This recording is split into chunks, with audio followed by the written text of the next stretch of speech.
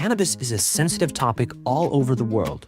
This plant, which was used as a psychoactive drug for several centuries, is now the centerpiece of a long-lasting debate for its shining medical properties. Once subject to widespread rejection in American society, the pot is now seen as a pot of gold opportunity, the source of treatment for a whole range of diseases, including epilepsy, anxiety, and even multiple sclerosis. The latest reports show that 88% of Americans are supportive of its legalization as a medicine. There's still one big problem to be solved.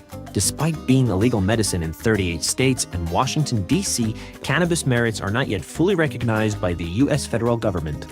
Cannabis is currently classified as a Schedule I substance, which means it's very hard for consumers to actually have access to it. So, why is the government leaving several $billions in tax money on the table by not fully legalizing something that can be very beneficial to the population and could disrupt a large sector of the black market? Let's talk about the rescheduling of cannabis. The Controlled Substances Act is a federal law that classifies drugs into categories based on their medical use, potential for abuse, and risk of dependency. Now, guess where is cannabis on this list?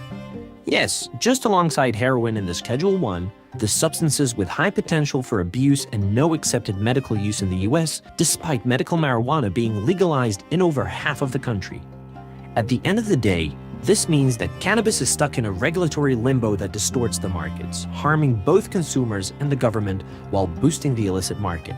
Given the fact that the American public has decided that cannabis is not in the same category as heroin and other Schedule I drug, it is time for the legislation to follow suit with what the majority of consumers want.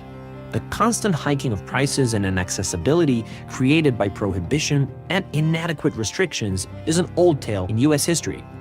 This time, exacerbated by the federal government's obliviousness towards the health-improving qualities of cannabis, especially CBD. Every single day, 1 million Americans have to deal with the devastating symptoms of multiple sclerosis.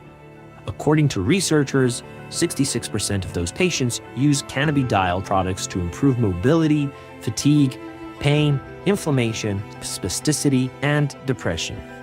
The price reduction prompted by rescheduling cannabis could have a very positive impact in the financial lives of many American households, alleviating their already far too heavy burden with the stroke of a pen.